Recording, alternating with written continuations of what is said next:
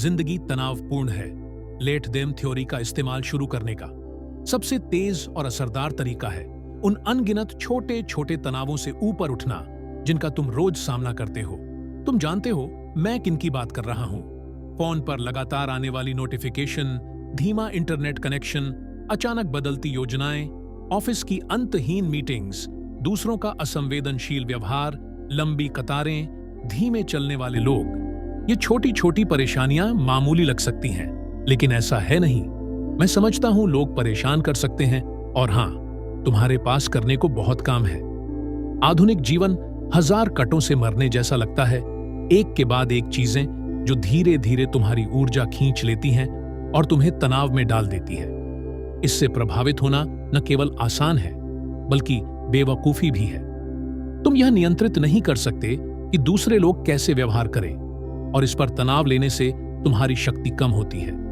अगर तुम बेकार चीजों या बदतमीज लोगों को अपनी जीवन शक्ति चूसने दोगे, तो कभी अपनी पूरी क्षमता तक नहीं पहुंच पाओगे। तुम्हारा समय और ऊर्जा तुम्हारे सबसे मूल्यवान संसाधन है, और अगले कुछ अध्यायों में तुम सीखोगे कि कैसे लेट देम थ्योरी का उपयोग करके खुद को उस अनावश्यक तनाव से बचाना है जो फिलहाल दूसरे लोग तुम्हारी जिंदगी में पैदा कर रहे हैं। जरा रुक कर खुद से पूछो, क्यों तुम्हें कॉफी शॉप की लंबी कतार अपना दिन बिगाड़ने देनी चाहिए? क्यों ट्रैफिक तुम्हारा मूड खराब कर रहा है? क्यों जब कोई तुम्हें किसी जरूरी काम के दौरान बीच में रोकता है तो तुम अभिभूत महसूस करते हो? क्यों पब्लिक में किसी का ऊंची आवाज में फोन पर बात करना तुम्हें चिढ़ाता है? क्यों परिवार के किसी सदस्य की बिना मांगी सलाह तुम्हें व्यक्तिगत हमला लगती है? क्यों किसी और का धीमा चलना व्यस्त रास्ते पर तुम्हें बेचैन कर देता है? मेरे साथ भी ऐसा होता है। अभी हाल ही में मैं अपने पसंदीदा गार्डन सेंटर पौधे लेने गया था। वहां कैशियर बहुत धीरे धीरे काम कर रहा था। सिर्फ 2 काउंटर खुले थे और हर एक में 5-5 लोग खड़े थे। Beep beep beep. मुझे लगा मैं चिढ़ने लगा हूं। घर पर मुझे एक मीटिंग में पहुंचना था। मेरा मन हुआ पीछे वाले व्यक्ति की ओर मुड़कर सिर हिलाते हुए कहूं, देख रहे हो ये क्या हो रहा है? लेकिन मैंने रुक गया। मैंने खुद से कहा, लेट देम। असर तुरंत हुआ। मैं नरम पड़ गया। क्या इससे कैशियर तेज हो गया? नहीं, लेकिन इससे बेहतर कुछ हुआ। इसने मुझे उस आदत से बचा लिया जिसमें मैं छोटी छोटी बातों को अपने दिन का बड़ा तनाव बना लेता था। यह कतार 10 मिनट ज्यादा ले लेगी, इससे मेरे दिन पर कोई नकारात्मक असर नहीं पड़ता, लेकिन खुद को परेशान और चिड़चिड़ा बनने देना ऐसी चीज के लिए जिस पर मेरा कोई नियंत्रण नहीं है, यह जरूर मेरे दिन को खराब कर देता। आखिर क्यों ऐसी चीजों पर तनाव लेना जो तुम्हारे नियंत्रण से बाहर हो या जिनका असल में कोई मतलब ही ना हो? इतनी छोटी चीज तुम्हें इतनी गहराई से कैसे प्रभावित कर सकती है? जब तुम दुनिया को अपने भावनात्मक हाल और मन की शांति पर असर डालने देते हो, तो तुम इन बाहरी ताकतों के कैदी बन जाते हो। तुम तुच्छ बातों को अपना मूड तय करने, अपनी प्रेरणा चूसने और अपना ध्यान चुराने देते हो। यूनानी दार्शनिक एपिक्टेटस का एक मशहूर कथन है, यह मायने नहीं रखता कि तुम्हारे साथ क्या होता है, बल्कि मायने रखता है कि तुम कैसे प्रतिक्रिया देते हो। इसका मतलब क्या है? इसका मतलब है कि तुम्हारी असली शक्ति तुम्हारी प्रतिक्रिया में है।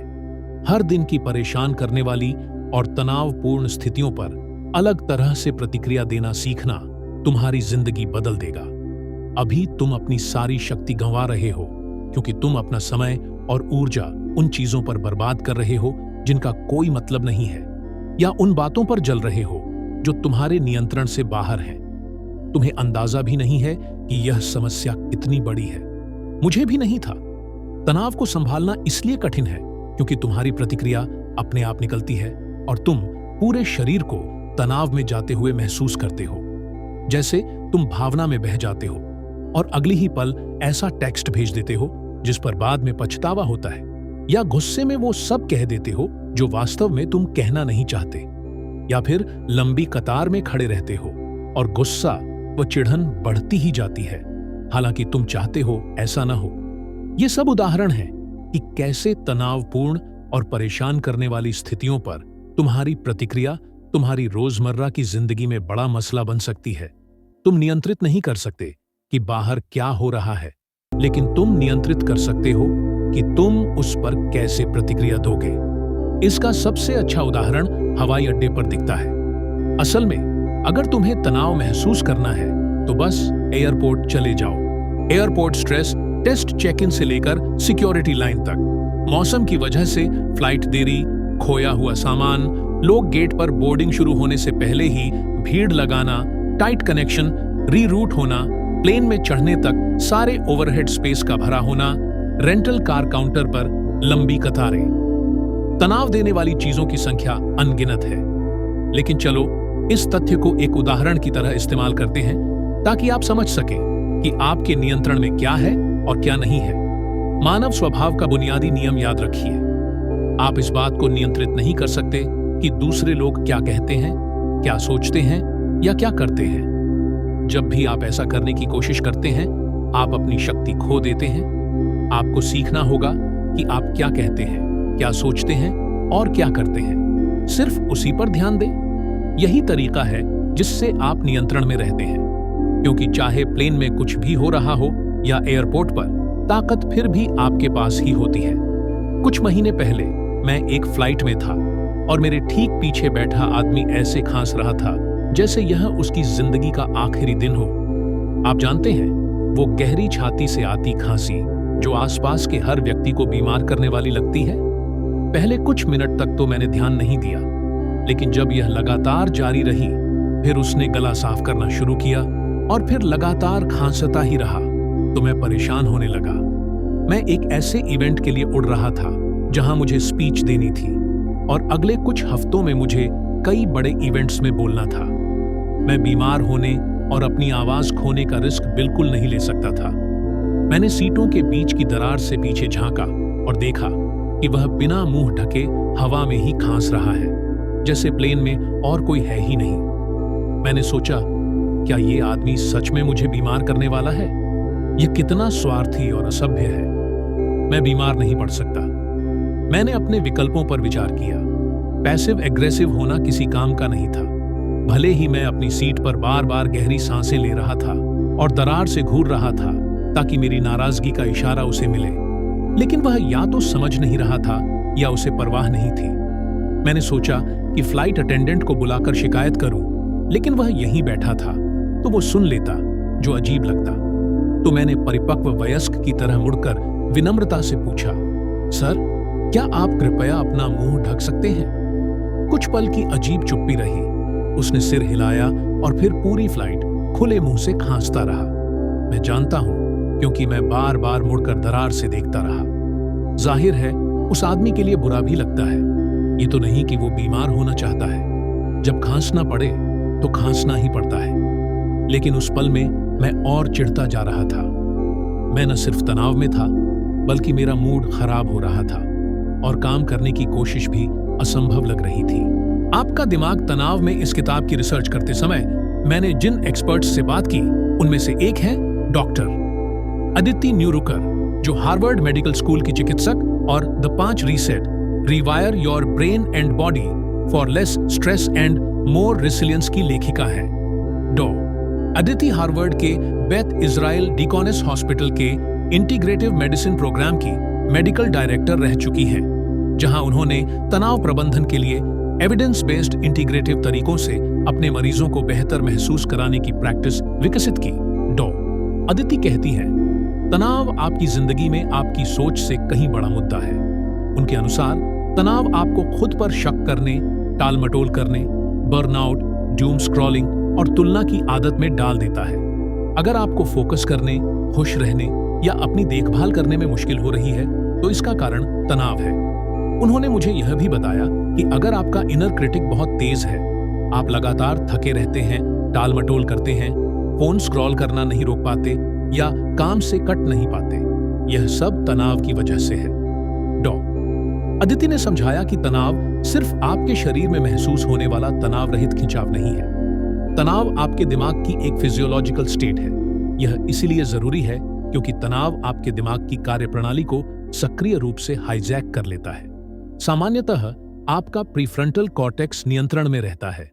यह दिमाग का वह हिस्सा है जो आपकी रोजमर्रा की जिंदगी को चलाता है। यह आपको योजना बनाने, संगठित रहने, चीजें याद रखने और निर्णय लेने में मदद करता है। अपने बेहतरीन संस्करण बनने के लिए आपको इसी हिस्से का सहारा लेना होता है। समस्या यह है कि जैसे ही आपको तनाव महसूस होता है, चाहे वह प्लेन में खांसता आदमी हो, लंबी लाइन हो या किसी टेस्ट की रिपोर्ट का इंतजार, आपका दिमाग स्ट्रेस रिस्पॉन्स में चला जाता है और आपका प्रीफ्रंटल कॉर्टेक्स नियंत्रण में नहीं रहता और न ही आपकी स्ट्रेस रिस्पॉन्स आपके दिमाग के एक और हिस्से में होती है जिसे अमिगडाला कहा जाता है। डॉ अदिति ने अमिगडाला को आपके कानों के बीच गहराई में स्थित एक छोटा बादाम आकार का ढांचा बताया। इसे कई लोग हमारा रेप्टिलियन ब्रेन भी कहते हैं। यही आपका स्ट्रेस रिस्पॉन्स संभालता है। अगर आपने कभी फाइट, फ्लाइट और फ्रीज रिस्पॉन्स के बारे में सुना है तो वह यही है। यानी जब आप तनाव में होते हैं तो आपकी अमिगडाला नियंत्रण में होती है। इससे आप जल्दबाजी में निर्णय लेने और आवेगी व्यवहार करने लगते हैं। जब जिंदगी सामान्य हो और आप अच्छा महसूस कर रहे हो, आपका प्रीफ्रंटल कॉर्टेक्स ही आपके ज्यादातर कार्यों को संचालित करता है। मतलब आप तर्क संगत ढंग से फायदे नुकसान सोच सकते हैं और अच्छे निर्णय ले सकते हैं। दूसरे शब्दों में आप चुन सकते हैं कि आप कैसे प्रतिक्रिया देंगे। लेकिन जैसे ही कुछ ऐसा होता है जिससे आप तनाव महसूस करते हैं, आपके शरीर और दिमाग की प्रतिक्रिया स्वचालित होती है। आपकी अमिगडाला तुरंत नियंत्रण ले लेती है और इसका सिर्फ एक काम है, जीवित रहना और खुद को बचाना। आपका दिमाग और शरीर फाइट और फ्लाइट मोड में चला जाता है और यह तनावपूर्ण अवस्था केवल थोड़े समय के लिए काम करने के लिए बनी है। आपको वापस सामान्य स्थिति में लौटना चाहिए, जहां आपका प्रीफ्रंटल कॉर्टेक्स नियंत्रण में हो और आप शांत व आत्मविश्वासी महसूस करें। लेकिन जब आप रीसेट नहीं करते तो क्या होता है? असली कारण कि आप हमेशा थके रहते हैं। डॉक्टर अदिति के अनुसार 10 में से 7 लोग आजकल लगातार तनाव की स्थिति में जी रहे हैं। मैं भी कभी उनमें से एक था। जब आप लगातार तनाव में रहते हैं, आप हमेशा फाइट और फ्लाइट की स्थिति में रहते हैं। आपकी अमिगडाला लगातार बैकग्राउंड में सक्रिय रहती है। तनाव में रहने पर आप न सिर्फ महसूस करते हैं कि आप सर्वाइवल मोड में हैं, बल्कि न्यूरोलॉजिकल स्तर पर आपका दिमाग वास्तव में सर्वाइवल मोड में होता है। आपके लक्ष्य, आपके सपने, आपका सर्वश्रेष्ठ रूप, धैर्य और शांत रहने की क्षमता सब गायब हो जाता है। इसीलिए आपको इस समस्या को हल करना होगा और दूसरों को अपनी जिंदगी में अनावश्यक तनाव पैदा करने से रोकना होगा। बहुत कुछ दांव पर है। आपको एक अच्छी जिंदगी जीने का हक है, लेकिन अगर आप हमेशा सर्वाइवल मोड में रहते हैं तो आप कभी ऐसा नहीं कर पाएंगे। अपने स्ट्रेस रिस्पॉन्स को हैक करना। तो मैंने डॉक्टर अदिति से पूछा कि हम अपने दिमाग को वापस सामान्य स्थिति में कैसे लाएं। उन्होंने कहा, पहला कदम यह समझना है कि तनाव वास्तव में क्या है, ताकि आपको पता हो कि इन परिस्थितियों में आपके पास शक्ति है। मेरे लिए यह जानना एक खुलासा था कि तनाव आपके शरीर और दिमाग का 2 अवस्थाओं के बीच स्विच करना है। यह जानना सशक्त है कि मैं सामान्य कार्यप्रणाली में वापस स्विच कर सकता हूं और यह कठिन नहीं है। बस लेट देम थ्योरी का उपयोग करना है। कितना शानदार है कि आपको ऐसा नहीं जीना कि आपके आसपास हो रही हर चीज आपको तनाव दे। कितना अद्भुत है कि दूसरों का व्यवहार आपकी जिंदगी में बड़ी समस्या नहीं बनना चाहिए। अब आप लेट देम थ्योरी का इस्तेमाल करके अपने स्ट्रेस रिस्पॉन्स को रीसेट करेंगे। इसे एक ऑन ऑफ स्विच की तरह सोचें, एक छोटा सा लीवर जिसे आप अपने दिमाग में खींच सकते हैं जब भी कुछ ऐसा हो जो आपको तनाव दे। जैसे ही आप लेट देम कहते हैं, आप अपने दिमाग को संकेत दे रहे हैं कि सब ठीक है, यह तनाव लेने लायक नहीं है। आप अपनी अमिगडाला को बंद करने के लिए कह रहे हैं। आप उस स्ट्रेस रिस्पॉन्स को रीसेट कर रहे हैं। ऐसे करें, जैसे ही कुछ ऐसा हो जो आपको तनाव दे, कहें लेट देम। खुद को पॉज में रखें, फिर कहें लेट मी और एक गहरी सांस लें, फिर एक और सांस लें। अपने स्ट्रेस रिस्पॉन्स को धीमा करें, अपने शरीर और दिमाग को शांत करें, नियंत्रण वापस लें और अपनी शक्ति हासिल करें। यह छोटा सा बदलाव आपको एक अलग इंसान बना देगा। लेट देम और लेट मी का उपयोग करके अपने स्ट्रेस रिस्पॉन्स को पकड़ना आपको यह चुनने की शक्ति देता है कि आप क्या कहेंगे, सोचेंगे या करेंगे, बजाय इसके कि आपकी भावनाएं आपके प्रतिक्रिया को हाईजैक करें। डॉ अदिति ने कहा कि गहरी सांसें लेना वैज्ञानिक रूप से सिद्ध है कि यह आपके स्ट्रेस रिस्पॉन्स को कम करता है। पूरा सांस लेना, हवा को अपने पेट तक फैलते हुए महसूस करना वेगस नर्व्स को उत्तेजित करता है, जो सीधे आपके दिमाग को संदेश भेजता है। हम शांत हो सकते हैं, अपनी प्रतिक्रियाओं का स्वामित्व लें, शक्ति वापस पाएं। अब वापस चलते हैं उस फ्लाइट पर जहां मेरे पीछे वाला आदमी खांस रहा था। मैं ज्यादा से ज्यादा तनावग्रस्त हो रहा था, काम पर ध्यान नहीं दे पा रहा था और अपनी सीट से बंधा हुआ पिंजरे का जानवर जैसा महसूस कर रहा था। तो लेट देम थियरी का इस्तेमाल करके आप किसी को खांसना कैसे रोक सकते हैं? आप नहीं कर सकते, आपको उन्हें खांसने देना होगा। Let them. हाँ, यह मुझे तनाव दे रहा था। हाँ, मुझे लगा कि वह मुंह न ढकना बहुत असभ्य है। और हाँ, मुझे बीमार होने का डर था। लेकिन चलो नियंत्रण पर लौटते हैं। इस स्थिति में मैं क्या नियंत्रित कर सकता था? मैं यह नियंत्रित नहीं कर सकता था कि दूसरा व्यक्ति खांसना बंद करे। मैं केवल यह नियंत्रित कर सकता था कि मैं खांसने पर कैसे प्रतिक्रिया दूं। जिस चीज को आप नियंत्रित नहीं कर सकते, उस पर ध्यान देना आपको तनाव देता है। जिस चीज को आप नियंत्रित कर सकते हैं, उस पर ध्यान देना आपको शक्तिशाली बनाता है। और यह एक और महत्वपूर्ण बिंदु लाता है। मुझे बीमार ना होने की जिम्मेदारी किसकी है? मेरी या उस अजनबी की? मेरी सेहत की जिम्मेदारी मेरी है। जरूर सबको मुंह ढकना चाहिए, जरूर सबको हाथ धोने चाहिए, जरूर सबको बुनियादी शिष्टाचार का पालन करना चाहिए। लेकिन बहुत से लोग ऐसा नहीं करते। मेरा कहना है कि किसी और को मैनेज करने या किसी ऐसी स्थिति को नियंत्रित करने की कोशिश करना जो आपके नियंत्रण से बाहर है, आपको और ज्यादा तनाव देगा। मैं गुस्सा हो सकता था, बार बार मुड़कर देख सकता था, फ्लाइट अटेंडेंट पर चिल्ला सकता था, उस आदमी पर गुस्सा कर सकता था। लेकिन किस लिए? क्या इससे ज्यादा स्पष्ट और शक्तिशाली समाधान सामने नहीं था? मैंने व्यावहारिक और रणनीतिक दृष्टिकोण चुना। अपनी सीट पर गुस्सा होने की बजाय मैंने उसे खांसने दिया और फिर उन सरल कार्यों पर ध्यान केंद्रित किया जो मैं खुद को बचाने के लिए कर सकता था। मैंने सोचा, मैं अपनी नाक और मुंह को स्कार्फ से ढक लूंगा और मैं हेडफोन पहन लूंगा ताकि खांसी की आवाज डूब जाए, और मैंने यही किया। अध्याय 4। उन्हें आपको तनाव देने दो। Let them stress you out. क्या होगा अगर आप हर दिन उस चीज या उस व्यक्ति से जूझते हैं जो आपके तनाव को बढ़ाता है? शोध के अनुसार काम अधिकांश लोगों के जीवन में तनाव का नंबर 1 कारण है, और आपके मैनेजर का आपके मानसिक स्वास्थ्य पर उतना ही असर पड़ता है जितना आपके जीवन साथी का। मुझे लगता है यह बताने की जरूरत नहीं है, क्योंकि जितना संतोषजनक काम हो सकता है, उतना ही यह तनाव से भरा होता है।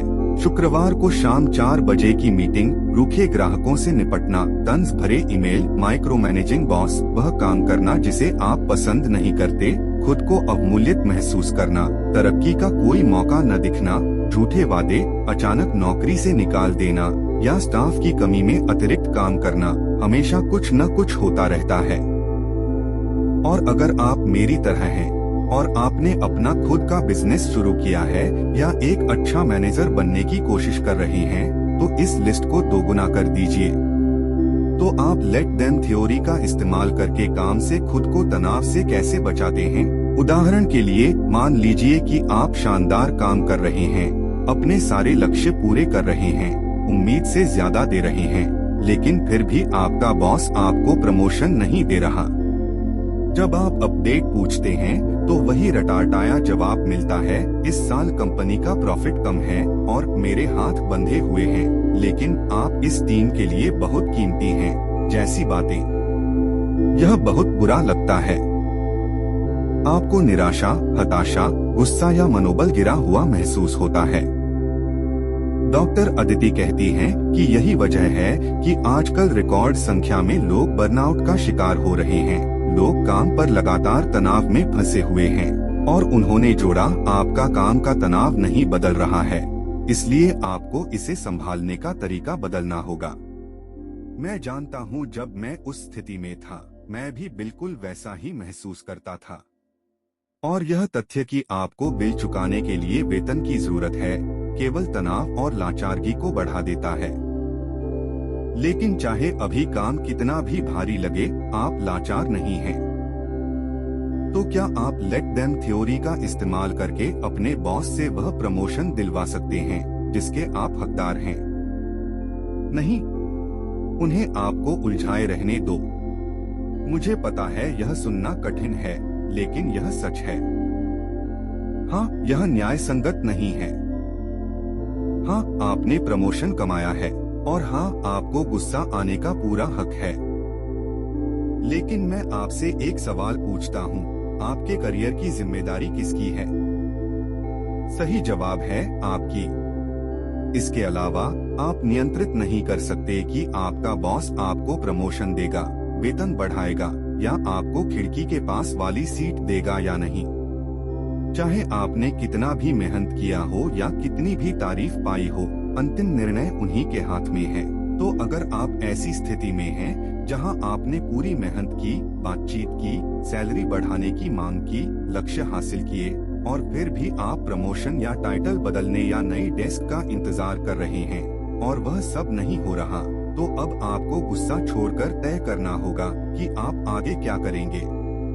क्योंकि अगर आपने अपनी भावनाओं को आप पर हावी होने दिया तो यह आपको पागल बना देगा। अगर आपने इस स्थिति के तनाव को हावी होने दिया तो आप कभी रणनीतिक रूप से अपने अगले कदम के बारे में नहीं सोच पाएंगे। आप अपने अगले कदम को नियंत्रित करते हैं। एक विषय जिस पर मैं विस्तार से बात करना चाहता हूं वह यह है कि जब आप लेट मी कहते हैं तो आपके लिए सही प्रतिक्रिया क्या होगी, इसे आप कैसे तय कर सकते हैं। लेट देम वाला हिस्सा तो स्पष्ट है। जब आप लेट देम कहते हैं तो आप यह प्रयास करना बंद कर देते हैं कि कोई और क्या कर रहा है। जब आप लेट मी कहते हैं तो आप इस बात की जिम्मेदारी लेते हैं कि आप उसकी प्रतिक्रिया में क्या करते हैं, और यह हमेशा इतना स्पष्ट नहीं होता। हर स्थिति अलग होती है और यह सीखना कि किस प्रकार की प्रतिक्रिया आपके समय और ऊर्जा के लायक है और कौन सी नहीं, आपके जीवन को बदल देगा। मेरे पास एक कहानी है जो आपको समझने में मदद करेगी कि आपके लिए सही प्रतिक्रिया कैसे चुनें। कुछ दिन पहले मैं हमारे कुत्तों को पास के एक लोकप्रिय राज्य पार्क में टहलाने ले गया। जैसे ही मैंने पार्किंग लॉट में गाड़ी खड़ी की, एक स्थानीय पार्क रेंजर ने रुककर मेरे दोनों कुत्तों को सहलाया और हेलो कहा। बातचीत के दौरान उन्होंने मुझे यह बताया कि कुत्तों को पट्टे पर रखना और उनका मल उठाना सुनिश्चित करें, क्योंकि इस बारे में बहुत शिकायतें मिल रही थीं कि कुत्ते खुले घूम रहे हैं और मालिक उनके पीछे साफ सफाई नहीं कर रहे। हालात इतने बिगड़ गए थे कि अब शायद ट्रेल्स को कुत्तों के लिए बंद कर दिया जाए। मैंने उनका धन्यवाद किया और उन्हें भरोसा दिलाया कि मैं उन लोगों में से नहीं हूं और नियमों का पालन करूंगा। जैसे ही मैं ट्रेल पर चला, मैंने देखा कि मुझसे 100 फीट आगे एक व्यक्ति था जिसका कुत्ता पट्टे से आजाद था और इधर-उधर भाग रहा था, लोगों पर कूद रहा था। मैं चिढ़ने लगा। मैंने महसूस किया कि मेरा तनाव प्रतिक्रिया, स्ट्रेस रिस्पॉन्स सक्रिय हो गया है। अब मैं जंगल की सैर का आनंद नहीं ले रहा था। मेरा पूरा ध्यान उस कुत्ते और उसके मालिक पर था और मैं और अधिक गुस्सा हो रहा था, क्योंकि यह वही स्थिति थी जिसके बारे में रेंजर ने मुझे बताया था, और यही एक बेवकूफ हम सबके लिए यहाँ आना बंद करा देगा। मैंने बार बार लेट देम कहा और पहली 5 बार यह काम कर गया, लेकिन फिर उसका कुत्ता ट्रेल के बीच में बैठ गया और शौच कर दिया। मैंने भय से देखा कि उस महिला ने उसे डॉगी बैग में उठाने की बजाय कुछ पत्तों से ढक दिया। आप अपने अगले कदम को नियंत्रित करते हैं। एक विषय जिस पर मैं विस्तार से बात करना चाहता हूं वह यह है कि जब आप लेट मी कहते हैं तो आपके लिए सही प्रतिक्रिया क्या होगी, इसे आप कैसे तय कर सकते हैं। लेट देम वाला हिस्सा तो स्पष्ट है। जब आप लेट देम कहते हैं तो आप यह प्रयास करना बंद कर देते हैं कि कोई और क्या कर रहा है। जब आप लेट मी कहते हैं तो आप इस बात की जिम्मेदारी लेते हैं कि आप उसकी प्रतिक्रिया में क्या करते हैं, और यह हमेशा इतना स्पष्ट नहीं होता। हर स्थिति अलग होती है और यह सीखना कि किस प्रकार की प्रतिक्रिया आपके समय और ऊर्जा के लायक है और कौन सी नहीं, आपके जीवन को बदल देगा। मेरे पास एक कहानी है जो आपको समझने में मदद करेगी कि आपके लिए सही प्रतिक्रिया कैसे चुनें। कुछ दिन पहले मैं हमारे कुत्तों को पास के एक लोकप्रिय राज्य पार्क में टहलाने ले गया। जैसे ही मैंने पार्किंग लॉट में गाड़ी खड़ी की, एक स्थानीय पार्क रेंजर ने रुककर मेरे दोनों कुत्तों को सहलाया और हेलो कहा। बातचीत के दौरान उन्होंने मुझे यह बताया कि कुत्तों को पट्टे पर रखना और उनका मल उठाना सुनिश्चित करें, क्योंकि इस बारे में बहुत शिकायतें मिल रही थीं कि कुत्ते खुले घूम रहे हैं और मालिक उनके पीछे साफ सफाई नहीं कर रहे। हालात इतने बिगड़ गए थे कि अब शायद ट्रेल्स को कुत्तों के लिए बंद कर दिया जाए। मैंने उनका धन्यवाद किया और उन्हें भरोसा दिलाया कि मैं उन लोगों में से नहीं हूं और नियमों का पालन करूंगा। जैसे ही मैं ट्रेल पर चला, मैंने देखा कि मुझसे 100 फीट आगे एक व्यक्ति था जिसका कुत्ता पट्टे से आजाद था और इधर उधर भाग रहा था, लोगों पर कूद रहा था। मैं चिढ़ने लगा। मैंने महसूस किया कि मेरा तनाव प्रतिक्रिया स्ट्रेस रिस्पॉन्स सक्रिय हो गया है। अब मैं जंगल की सैर का आनंद नहीं ले रहा था। मेरा पूरा ध्यान उस कुत्ते और उसके मालिक पर था और मैं और अधिक गुस्सा हो रहा था, क्योंकि यह वही स्थिति थी जिसके बारे में रेंजर ने मुझे बताया था और यही एक बेवकूफ हम सबके लिए यहाँ आना बंद करा देगा। मैंने बार बार लेट देम कहा और पहली 5 बार यह काम कर गया, लेकिन फिर उसका कुत्ता ट्रेल के बीच में बैठ गया और शौच कर दिया। मैंने भय से देखा कि उस महिला ने उसे डॉगी बैग में उठाने की बजाय कुछ पत्तों से ढक दिया। बस यहीं से मेरा धैर्य टूट गया। 5 सेकंड में मैं जंगल में घूमने वाले कुत्ते पुलिस बन गया। यही वह अहम पहलू है, हर स्थिति में आपकी प्रतिक्रिया अलग और अनोखी होगी। कभी कभी ऐसे दिन होंगे जब मेरे पास उस महिला के पीछे भागने, उसे बैग देने, समझाने और उसे साफ करने के लिए कहने की ऊर्जा ही नहीं होगी। और कभी ऐसे दिन होंगे जब मैं ओलंपिक धावक की तरह दौड़कर उसके पास पहुंचूंगा और यह सब करूंगा। कभी कभी ऐसे मौके होंगे जब मैं कंधे उचका दूंगा, लेट देम कहूंगा और मान लूंगा कि यह मेरे समय और ऊर्जा के लायक नहीं है। और कभी जब उसका कुत्ता गंदगी कर देगा तो मैं लेट मी बड़ा इंसान बनकर खुद बैग निकालूंगा और साफ कर दूंगा और फिर उसकी कार पर मल पोत दूंगा। मजाक कर रहा हूँ। हालांकि मुझे दूसरों के पीछे सफाई करना अच्छा नहीं लगता, लेकिन मुझे यह पसंद है कि मैं सार्वजनिक स्थानों को बेहतर स्थिति में छोड़ता हूँ ताकि सब उसका आनंद ले सके। मुझे यह पसंद है कि मैं जगह को बेहतर बनाता हूँ जितना मैंने पाया था। और मुझे यह भी अच्छा लगता है कि मैं नेतृत्व जैसा व्यवहार करता हूँ, भले ही यह मेरा काम न हो। कभी कभी सबसे सही काम यह होगा कि मैं वापस पार्किंग लॉट में जाऊँ, उस पार्क अधिकारी को ढूंढूं, उसके साथ खड़ा रहूं और जब तक वह महिला वापस न आए उसका इंतजार करूं और व्यक्तिगत रूप से रिपोर्ट करूं। हर एक लेट मी विकल्प मेरे और आपके लिए उपलब्ध हैं। और पढ़ते पढ़ते आपने भी कुछ और विकल्प सोचे होंगे। मुद्दा यह है कि हर स्थिति अलग होगी, लेकिन एक बात हमेशा समान रहेगी, आप हमेशा तय कर सकते हैं कि आप कैसे प्रतिक्रिया देंगे। मैं उस महिला को रोक नहीं सकता कि उसका कुत्ता ट्रेल पर शौच न करे, लेकिन मैं यह चुन सकता हूं कि मैं उसकी प्रतिक्रिया में क्या करूं। मैं यह तय कर सकता हूं कि मैं कौन बनने जा रहा हूं और कैसे सामने आऊंगा, और यह बहुत शक्तिशाली एहसास है। हर स्थिति आपके मूड, आपके जीवन की परिस्थितियों, आपके पास कितने समय है, यह आपके लिए कितना महत्वपूर्ण है, आपके मूल्य क्या हैं और सबसे प्रभावी तरीका क्या है, इन सब पर निर्भर करेगी। लेट मी आपको यह अवसर देता है कि आप अपने समय, ऊर्जा और मूल्यों को अपने जीवन के केंद्र में रखें। यह तय करने का मौका कि आपके ध्यान के लायक क्या है और क्या नहीं। तो आप कैसे तय करेंगे कि आपके लिए क्या सही है, खासकर जब स्थिति तनावपूर्ण हो?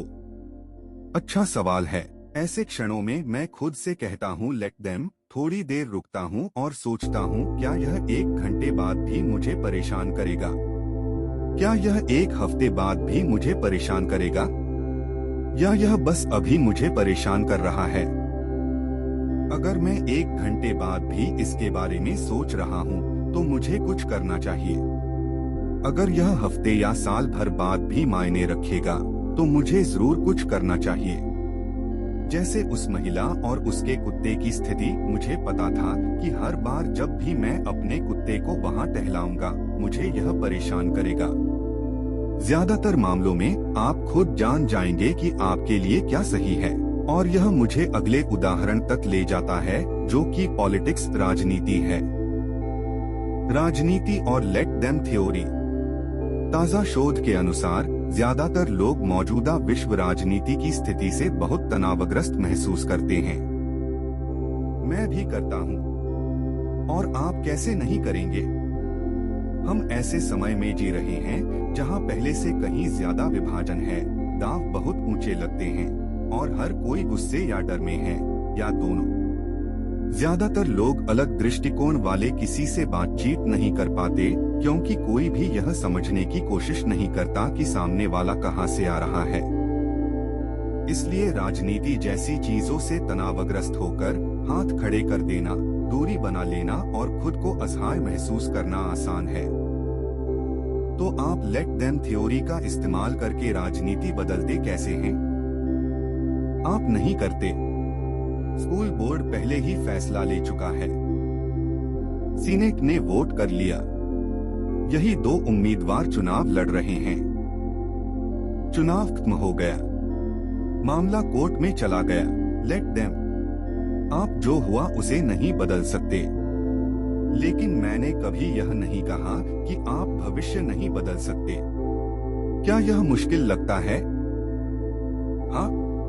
क्या ऐसा लगता है कि कोई फर्क नहीं पड़ेगा? हाँ, फिर भी कीजिए। Let me. मैं उन मुद्दों पर जुड़ा रहूंगा और आवाज उठाऊंगा जिनकी मुझे परवाह है, और कुछ करूंगा जिससे भविष्य बदल सके।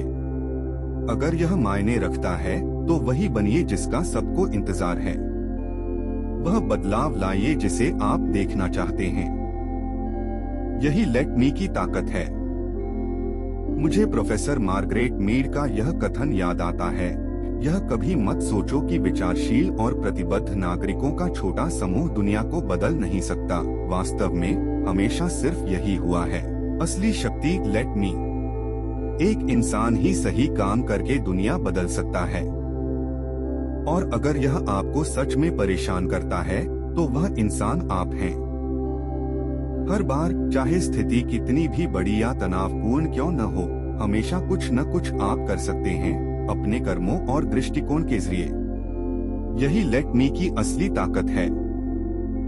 आप दुनिया, पार्क में लोगों या राजनीति को नियंत्रित नहीं कर सकते, लेकिन आप हमेशा यह नियंत्रित कर सकते हैं कि आप क्या सोचते, कहते या करते हैं।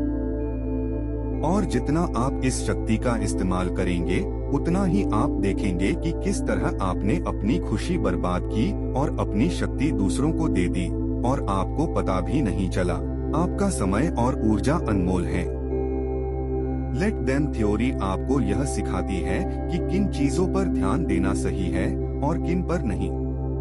इसका मतलब यह नहीं है कि आप कठिन बातचीत से बचें या चुप रहें। इसका मतलब यह नहीं कि आप दूसरों को अपने ऊपर हावी होने दें। और इसका यह भी मतलब नहीं कि आपको हर किसी की गंदगी उठानी होगी या चुनाव लड़ना होगा। इसका सीधा मतलब यह है कि आप तय करते हैं कि क्या चीज आपको प्रभावित करेगी और कितनी हद तक। आप तय करते हैं कि किसमें भाग लेना है और किसमें नहीं। आप तय करते हैं कि कौन सा रिश्ता, नौकरी या मुद्दा लड़ने लायक है और कब उसे छोड़ देना सही है। आपके पास हमेशा यह शक्ति है कि आगे क्या होगा। संक्षेप में, स्ट्रेस मैनेजमेंट के बारे में आपने क्या सीखा? समस्या: लोग दिन भर ऐसी चीजें करेंगे जो आपको परेशान या तनावग्रस्त करेंगी। आप इसे नियंत्रित नहीं कर सकते। जब आप दूसरों के व्यवहार से तनावग्रस्त होते हैं तो आप अपनी शक्ति दूसरों को दे देते हैं। सच्चाई: आपका शरीर अपने आप तनाव प्रतिक्रिया करता है। आप चिढ़न, गुस्सा और झुंझलाहट महसूस करेंगे। आप इन भावनाओं को उठने से नहीं रोक सकते, लेकिन आप सीख सकते हैं कि उन्हें कैसे रीसेट करें ताकि भावनाएं आपको नियंत्रित न करें। समाधान लेट देम थ्योरी का इस्तेमाल करके आप खुद को दूसरों द्वारा पैदा किए गए तनाव से बचाते हैं। आपकी शक्ति इस बात में है कि आप कैसे प्रतिक्रिया देते हैं दूसरे के व्यवहार, स्थिति और अपनी भावनाओं पर। जब आप लेट देम कहते हैं तो आप यह तय करते हैं कि दूसरों का व्यवहार आपको परेशान नहीं करेगा। जब आप लेट मी कहते हैं तो आप अपने तनाव को रीसेट करते हैं और प्रतिक्रिया की जिम्मेदारी लेते हैं। अब समय आ गया है कि आप अपना पूरा समय और ऊर्जा उन चीजों के लिए वापस पालें जो आपके लिए सबसे महत्वपूर्ण हैं। कहानी यहीं खत्म नहीं होती। अगला चैप्टर देखने के लिए चैनल को सब्सक्राइब करें और वीडियो को लाइक करना मत भूलें। अगले चैप्टर के लिए हमारे साथ जुड़े रहिए। कुछ नया और दिलचस्प आने वाला है।